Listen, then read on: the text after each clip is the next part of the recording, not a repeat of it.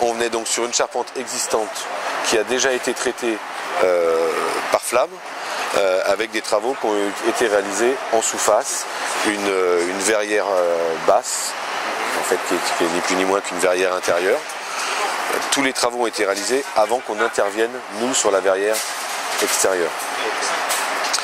Donc, protection de tous les ouvrages qui sont en dessous, bien sûr, interdiction d'avoir des fuites. C'est pour ça qu'on a fait un platelage périphérique et un parapluie mobile sur le dessus. On vient se réadapter sur de l'existant, donc avec forcément des problèmes de triangulation qui ne sont pas toujours parfaitement justes. Ça, c'est la verrière, les problèmes sur la verrière proprement dit, et des reprises à faire sur les grilles en partie basse de la verrière. Des anneaux d'ancrage à faire au niveau du faîtage, et des grosses difficultés forcément d'approvisionnement, puisqu'on a en partie basse, on a une petite zone vie qui nous est allouée. Le Grand Palais, lui, est toujours en activité, ce qui fait qu'il existe une grande zone vie pour l'activité du Grand Palais, sur laquelle il est interdit d'intervenir à chaque fois qu'ils font des expositions, et ils sont en exposition à 80%.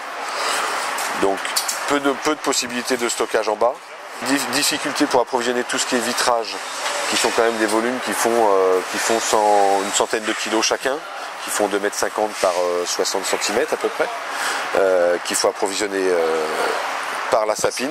Par la sapine, vous passez ? Par la sapine. Donc on a créé une caisse qui nous permet en fait de rentrer les vitrages dedans. On monte les vitrages par deux, on met dans la caisse en bois, on monte ça au palan électrique, et on approvisionne ça après. On a monté des pupitres roulants pour accéder, pour les amener après au droit de l'endroit où on intervient.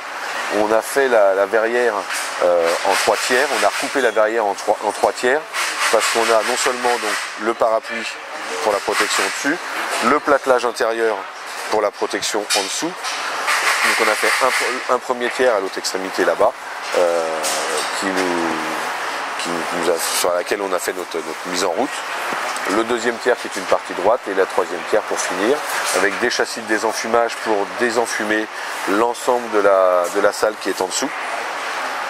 Et concrètement, la verrière, on est sur quelle matière? Là, c'est structure aluminium. On est donc posé sur la charpente acier existante, profilé aluminium à rupture de pont thermique, serreur capot toujours en aluminium, et les vitrages de face feuilletée. Les vitrages, pardon? Feuilletés en sous-face et monolithiques en face extérieure.